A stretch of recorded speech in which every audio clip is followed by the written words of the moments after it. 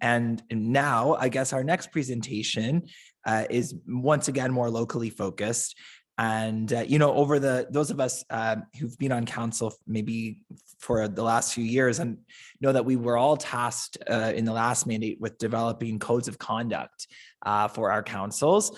And this is one area where, as an association, in addition to our advocacy work, the association provided a venue for the cities to work collaboratively in having some consistency in the approach to codes of conduct and to working together to engage Stewart McKelvey, again, for consistency as issues would arise perhaps around that at our councils and in our communities.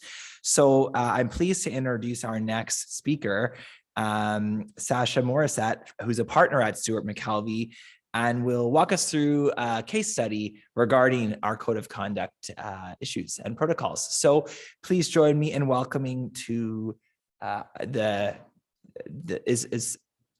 virtually to our room, Sacha Morisset, partner from Stewart McKelvey. Thank you very much. So thank you for the invitation. As pointed out, we have been providing legal services to members of the association with respect to code of conduct reviews, code of conduct drafting, but also dealing with code of conduct issues as complaints come in. So we thought it would be perhaps interesting for the attendees today to go through a hypothetical scenario and discuss some of the issues that that come up when complaints are filed pursuant to a code of conduct. And so I'm hoping that despite the fact that I'm away and I'm attending virtually, that we can have a bit of a discussion and engage in some thoughts about the facts of the case I'll present and what the outcome would be, or what the issues to consider would be as the process of handling the complaint unfolds. So I will share my screen. Hopefully this works. So you should now be seeing, hopefully, a PowerPoint presentation. Yes, we see it. Okay, very well. Thank you so much. So just to very, very quickly, before we get into the topic of interest, which is discussing a case, just a quick refresher or introduction for those who might be new to the world of municipal government. So the reason why we all have codes of conduct at this point is a relatively recent amendment to the Local Governance Act, which mandates, among other things, that a local government has a bylaw to establish a code of conduct for members of council. And then regulation governs what the content of that code should at least contain, including the values to which the members of council are expected to adhere, the behavior expected of members towards themselves, employees of the municipality, residents, so on and so forth, and touching on specifically bullying, discrimination, harassment, and conduct of that nature. The code of conduct also has to address the use of local government property, resources, and services by members of council, and also regulate the use of communication tools and social media, which is very prevalent nowadays in terms of reaching a wider audience.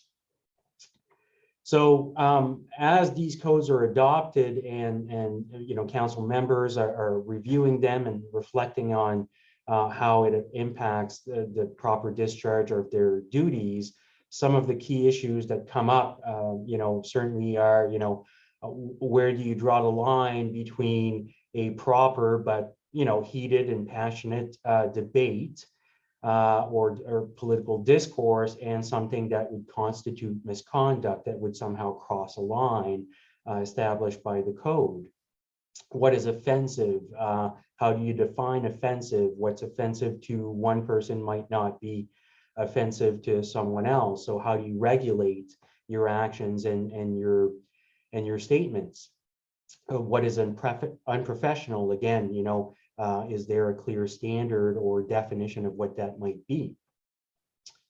When a member of council is acting, when are they acting in an official capacity as an elected member of council, or when are they perhaps doing something as just a regular private citizen who can still express views and engage with others in the community?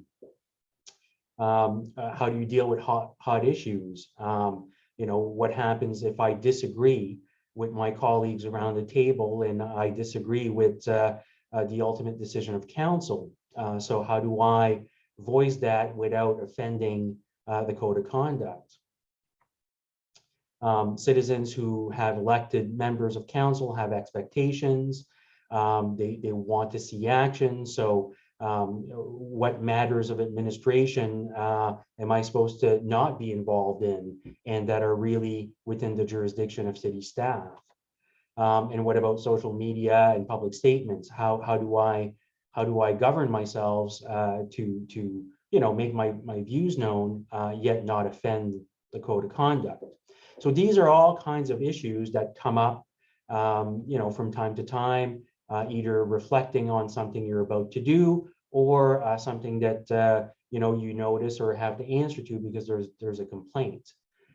So perhaps the best way to engage in a discussion about some of these issues is to have a set of facts that we could discuss and hopefully have a conversation about. So I've made up a little fact scenario here, and I'll run through it, and then we'll perhaps be able to discuss some of the questions that come up in the course of a complaint.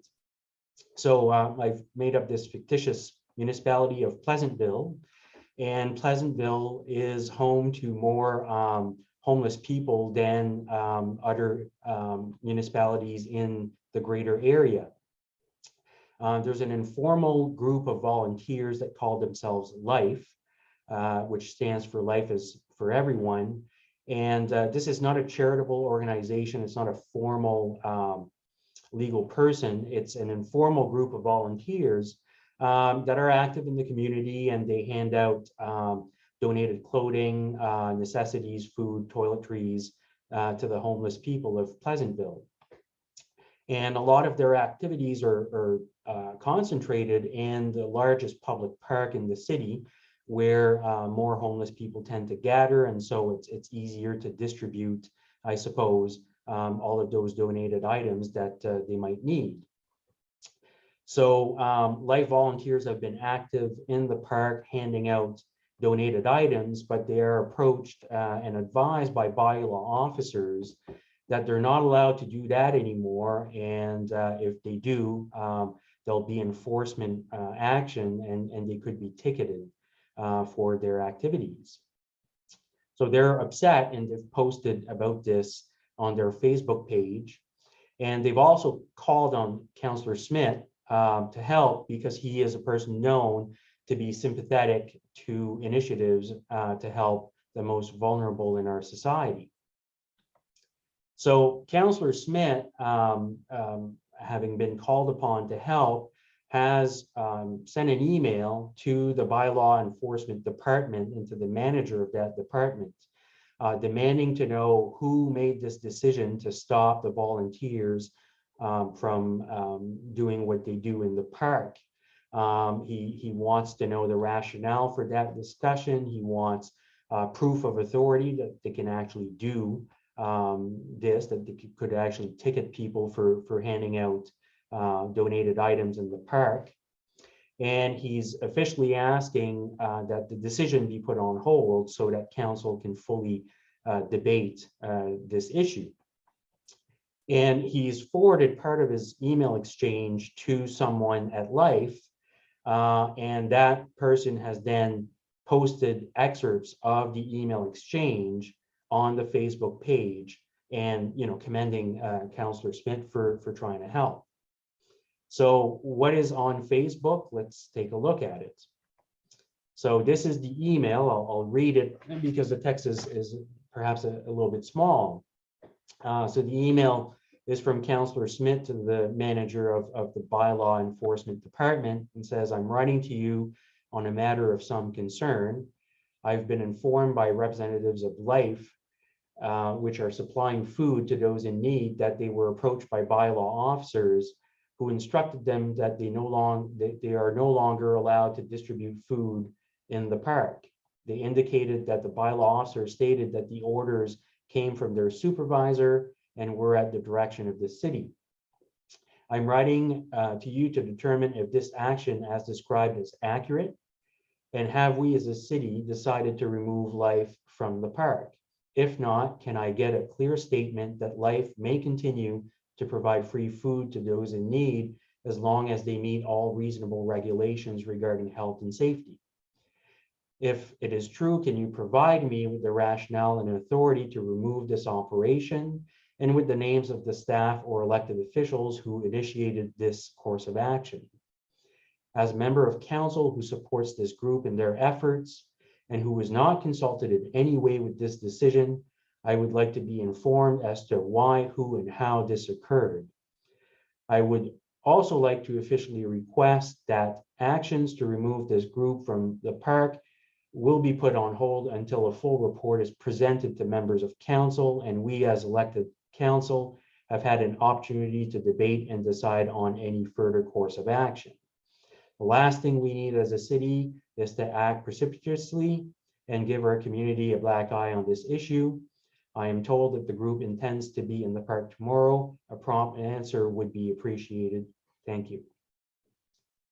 So a member of the public files a complaint and says that the councillor has breached section 15 of the code, which prohibits interference with the independence of the city's municipal law enforcement officers. And so the section of the code is reproduced. It says no member shall use or attempt to further her or his authority or influence by intimidating, threatening, coercing, commanding, or influencing improperly any staff member or interfering with that person's duties, including the duty to disclose improper activity. So the complaint is filed, is provided to the councillor.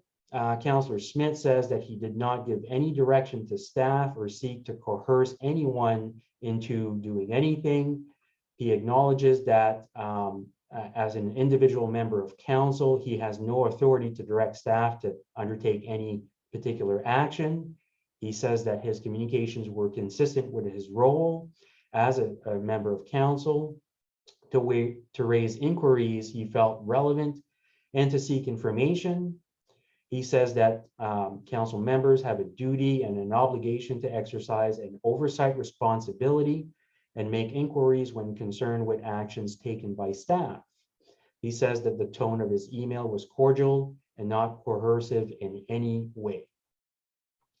So the first question that we ask ourselves is, does section 15 of the code cover political interference with the independence of municipal law enforcement? And I reproduce the text of that section for your benefit. And so I invite attendees, if they have an opinion, you know, does this section cover this particular type of action?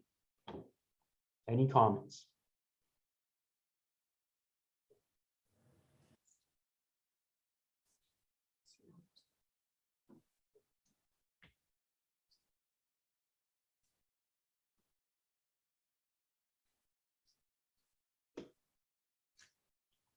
All right, I'm not hearing any comments, and perhaps it's due to the fact that I'm attending virtually, and this is not necessarily the best way to have these kinds of sessions. But so let's have a discussion about that. So certainly the section covers not only law enforcement staff, it covers any staff of the city, but it is broad enough to you know, at least prohibit some type of interference with any staff duty or function.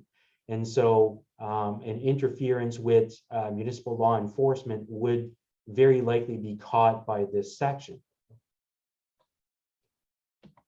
So let's ask the question then, did the counselor actually contravene the section? So has he crossed that line that is provided for by section 15? Any comments or opinion on this?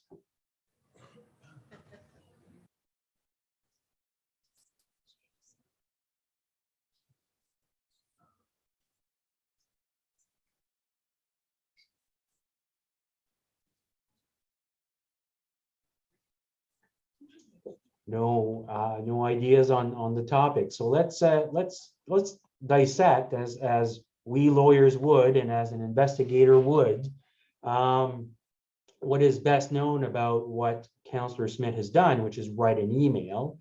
And you know, the words are important, and so let's focus on some of the sections of this email. So I've again reproduced the email that the counselor has sent to the manager of law enforcement, of bylaw enforcement.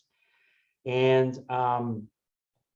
so the first couple of paragraphs are perhaps not necessarily problematic, but as we get into the third paragraph, I have put in bold some of the key words that might indicate that a line was crossed. So when the counselor says, I'm writing to you to determine if this action, meaning stopping the life volunteers from conducting their activities in the park, you know, is it accurate?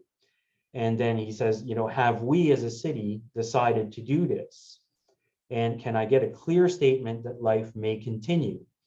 So, you know, the counselor at this point seems to be speaking from an official position. He's talking about we as a city, and he's also directing some kind of response. You know, he says, I want to get a clear statement that life may continue to do what it has been doing.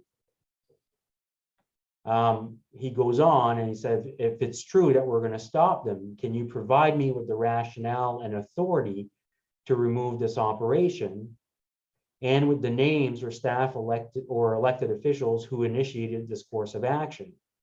So again, this is not just asking questions, but it's also directing for specific action. I want to know who's involved and what exactly they have done in making this decision.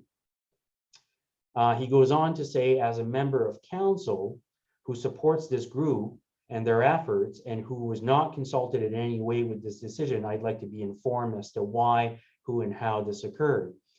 So the language becomes even clearer that, you know, the counselor is speaking as a member of council. He's not stating this as a simple private citizen. And, you know, certainly makes it known that he supports the group, which is likely irrelevant to this whole debate, whether he agrees or disagrees with this group's actions and their cause.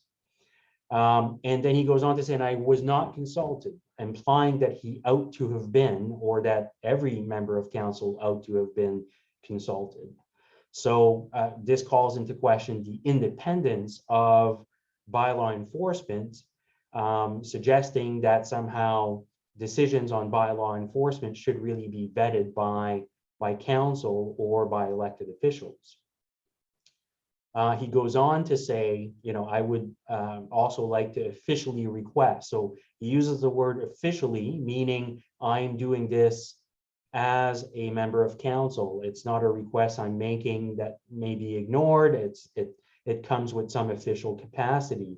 It's as a holder of that office that I'm requesting, you know, that we put a pause on bylaw enforcement with respect to this group, so that we can have a debate. And again, he says, we as an elected council should have the opportunity to debate, again, meaning that council should be in some official capacity very much involved in making decisions or suspending decisions or confirming or infirming decisions with respect to bylaw enforcement. So, and then he says the last thing we need as a city, again, speaking as an elected official, is to act precipitously And so again, he's talking about action. So he's suggesting that council should be in a position to direct action or to suspend action. And he signs as Councillor Smith. So going back to the question that I was asking, did he contravene Section 15? In all likelihood, he did. Bylaw enforcement is covered by Section 15 in its broad language. And it seems pretty clear that the councillor is using his position as a councillor to at least influence decision-making by staff and the conduct of their official duties. So I think it's fairly safe to say that he has probably crossed that line. Again, I'll open it up for discussion or comments.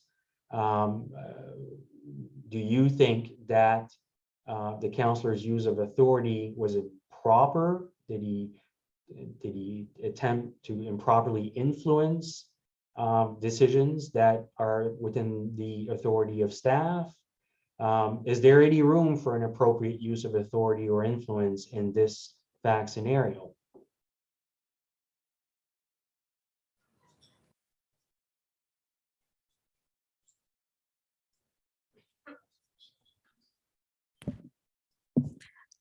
Thank you, Sacha. Paula from St. John. I certainly think that the councillor was trying to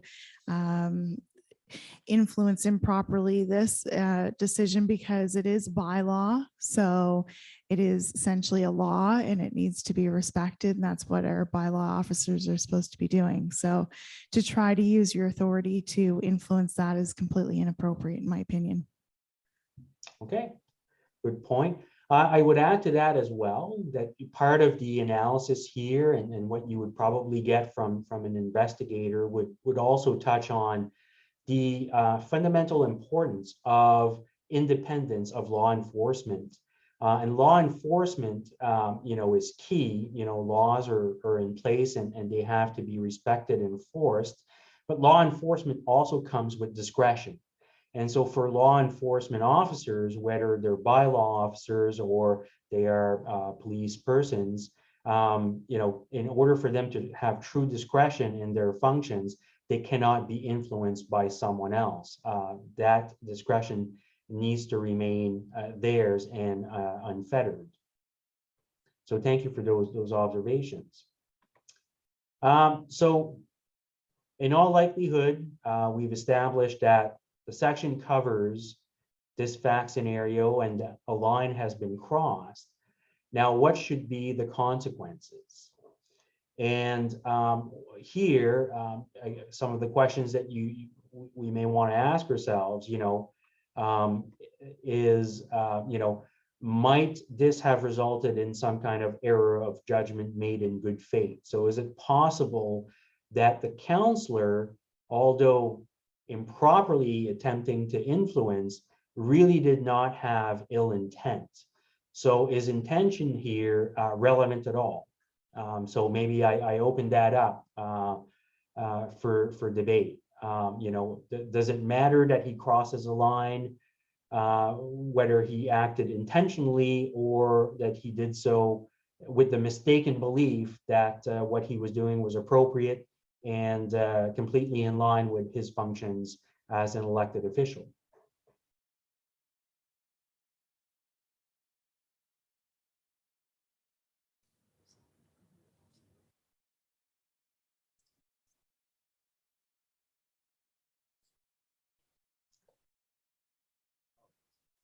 So on this topic, there is certainly,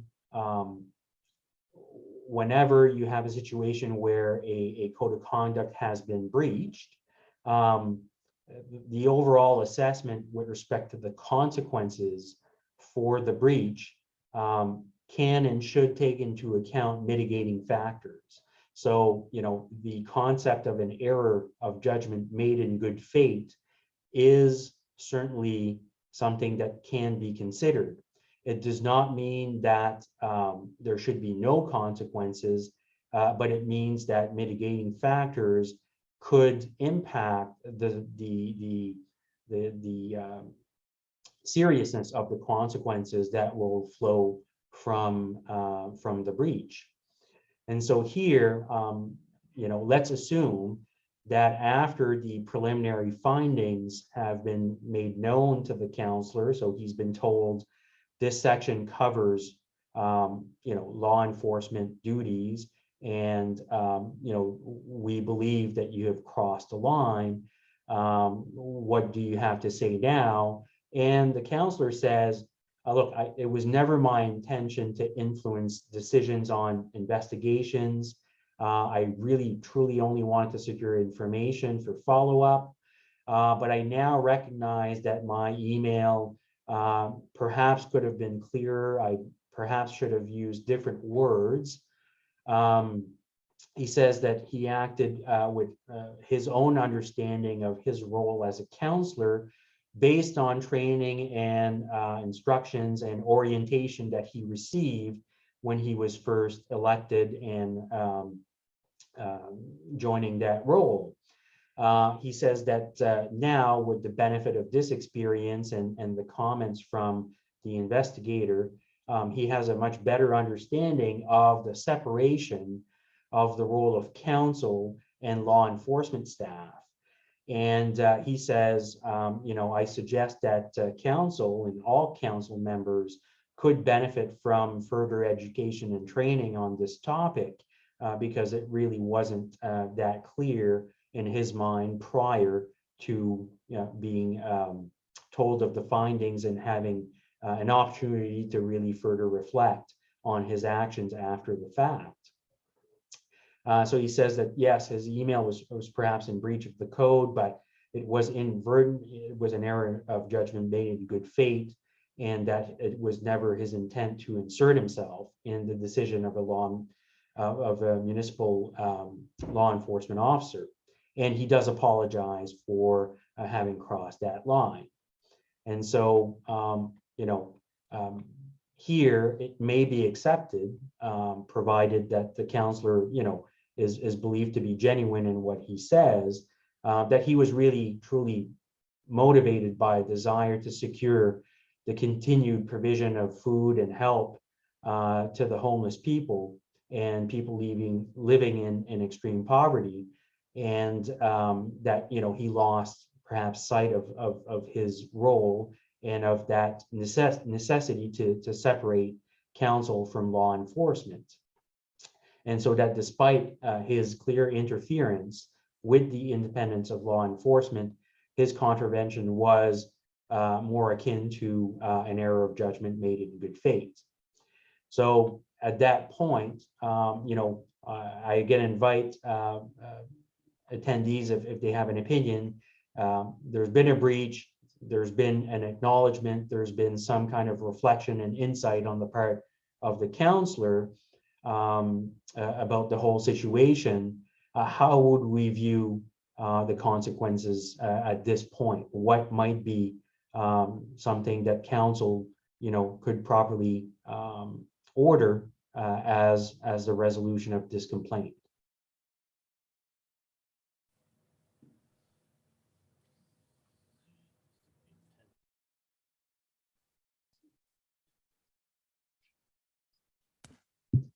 Sacha, I would expect maybe a public statement, public apology might be essential since there was a Facebook post made. Okay, so that would be important, that the public would gain some confidence that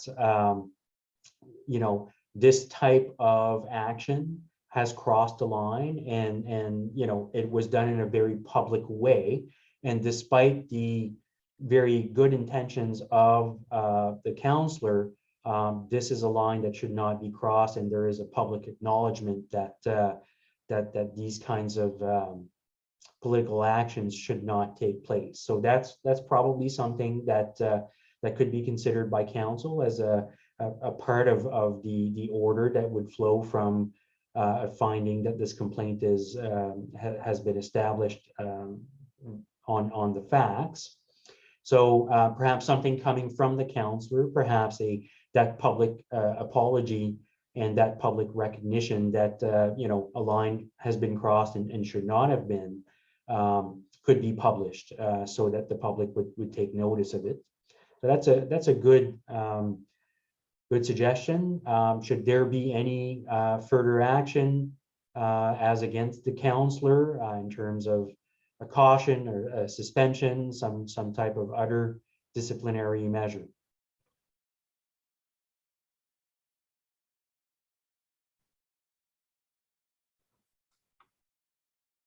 So again, council here, sitting as the ultimate judge of this complaint and of what should be done, has discretion to issue a whole host of measures against the counselor.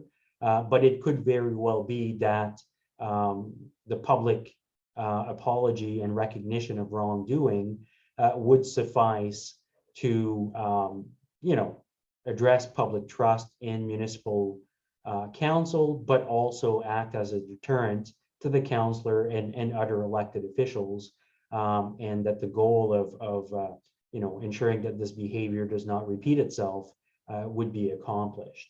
So it may very well be that in these circumstances, council would take no further action as against the counselor. I would say that council could also, use the opportunity to ponder on the counselor's suggestion that better training and education and orientation of elected official is warranted, because perhaps there could be benefit gained from having a better understanding of the key importance of keeping law enforcement independent and safeguarding law enforcement discretion in their duties and actions. So my point here, I guess, is that council can look at measures that are not necessarily solely targeted to the counselor who was the subject of the complaint, but that other measures can also be put in place where council feels that the whole system would benefit from it. So that was my presentation. I was hoping to be there with you. Unfortunately, Fiona has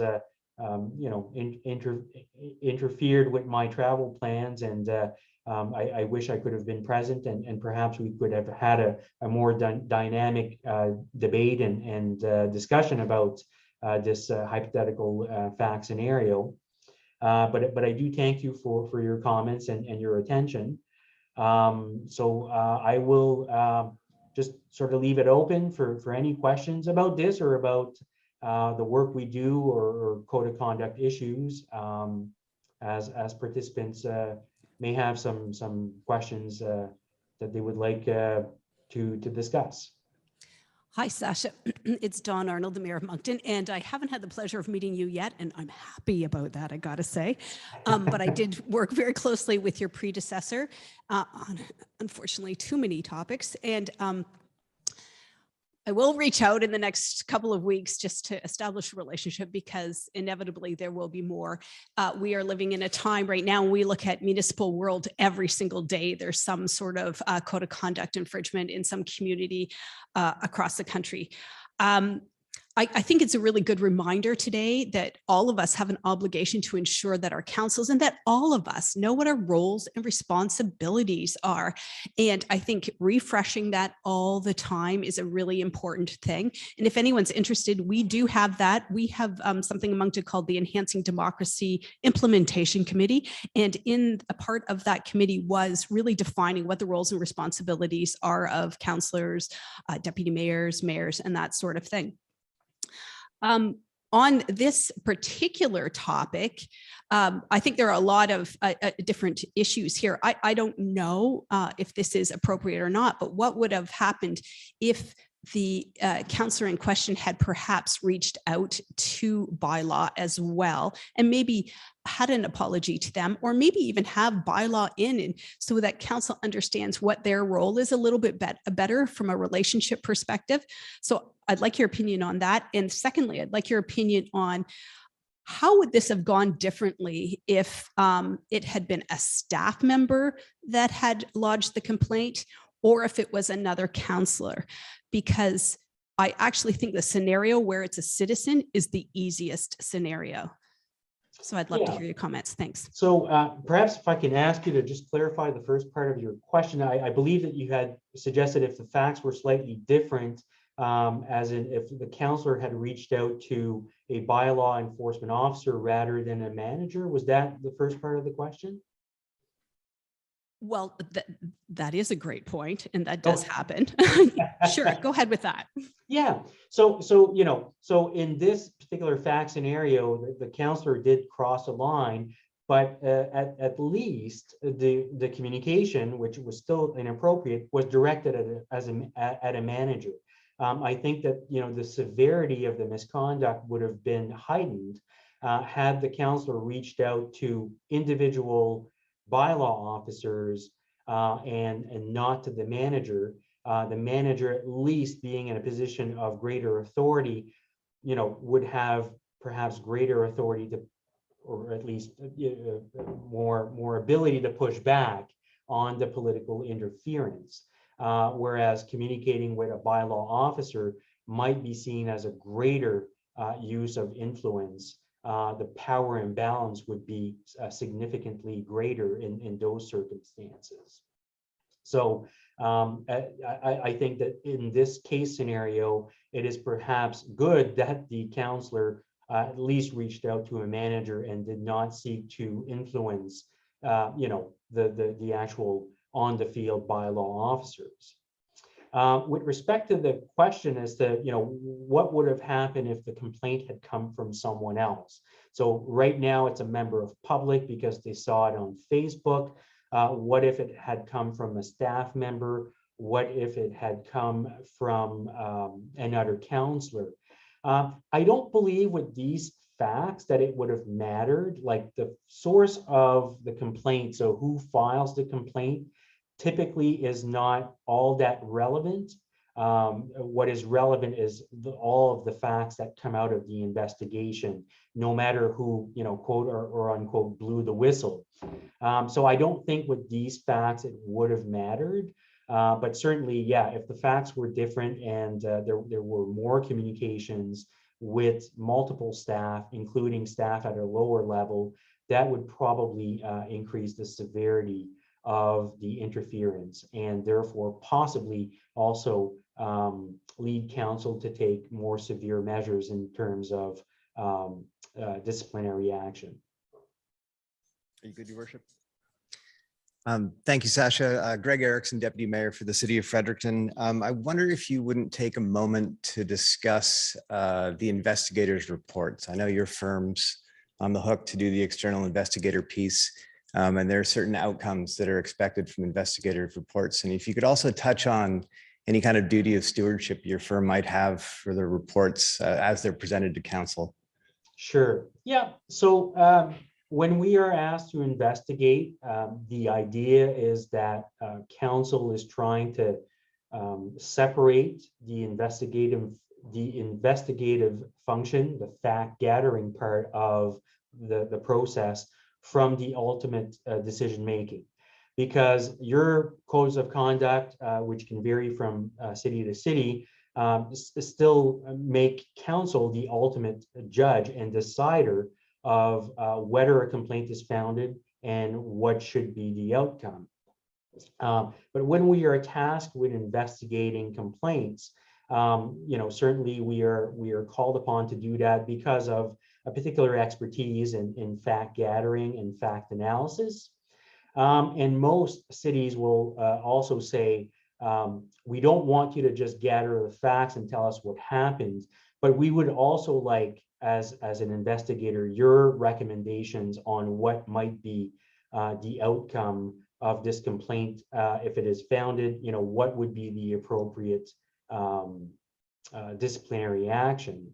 And so we do offer, sort of that factual analysis, but also that opinion piece about, is this founded and what should be done by counsel. Ultimately, though, we always advise counsel that counsel can disagree. They can disagree with both the fact-finding part of it and or the opinion and recommendations that flow from the investigative report. So what we like to do as investigators after the report is handed in is to have a session with counsel to make sure that we can answer questions. We have spoken to all the witnesses, we have gathered all the facts. We try to be as clear and detailed as we can in the investigative report, but individual council members who have to vote on the outcome may have questions. They want clarifications, or they want further details that are not necessarily to their satisfaction in the written report. So that's what that's the way we approach this role.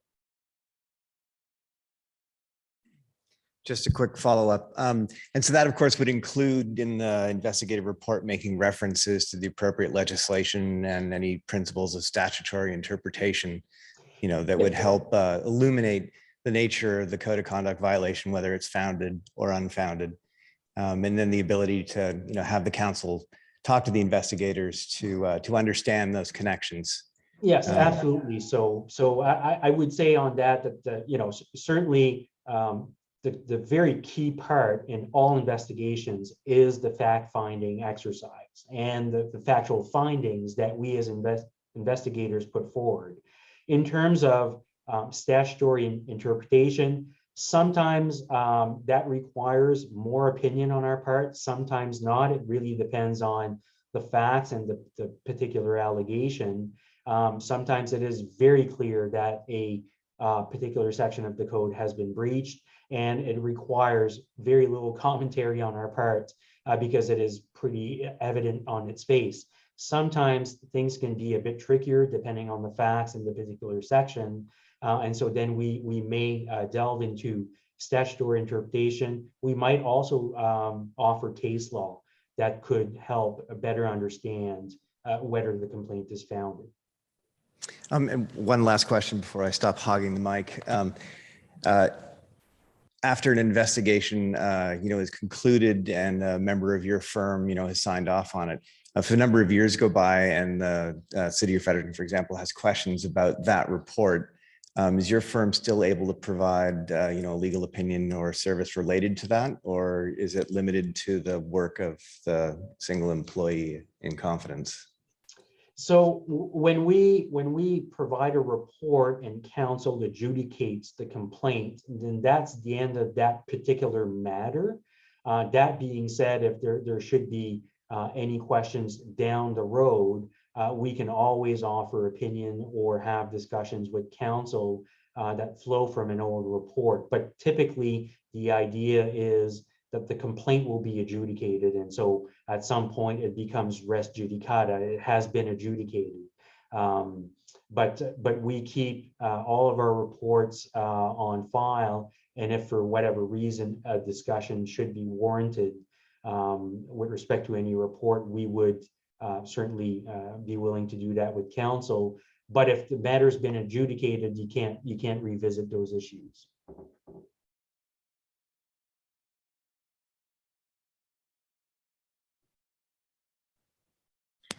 Sacha, just a quick question, just in general.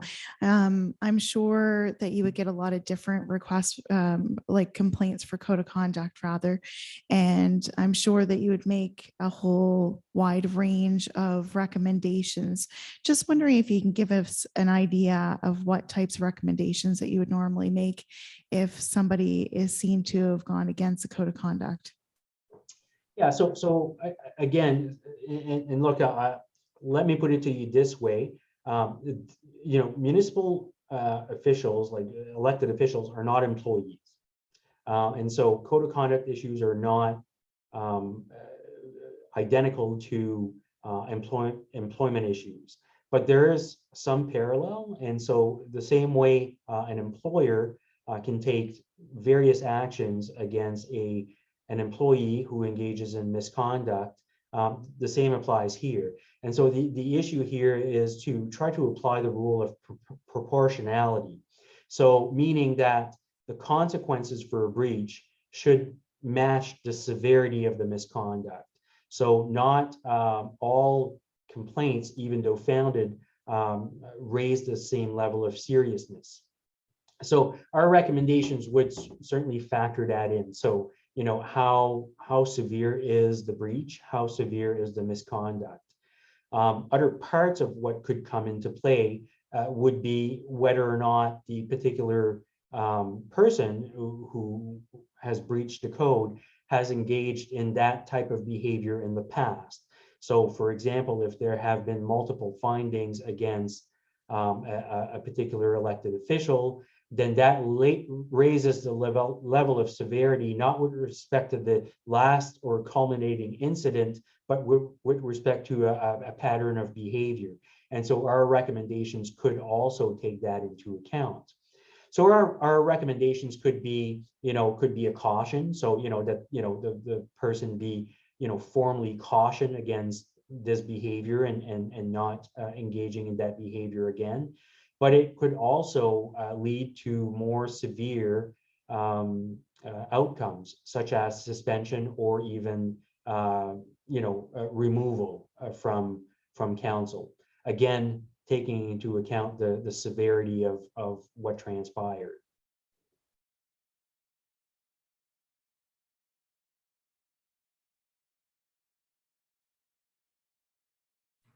All right. Any more questions or items to discuss? I am mindful of time, and I appreciate that people have a lunch starting soon with a very interesting keynote speaker, Richard Sayon, who I know very well. So I would not want to keep you away from that. Yes, thank you, Sacha. Looks like we did get to some of those questions in the end, but at the end. So thank you for joining us, albeit virtually. I can tell you, at least at my table, there was a lot of discussion happening even amongst ourselves. So I think there was discussion. It just maybe wasn't a full room discussion. And there's so many nuances to these things. So it did get us thinking. And I think that was a part of the objective. So thank you for your time this morning. Thank you. And hopefully next year, no pandemic and no hurricanes. And I'll be able to join in person. That's right. It was a pandemic last year. This year it's a hurricane. So we're due for a good year, I think. But thank you again, Sacha, for joining us. And yes,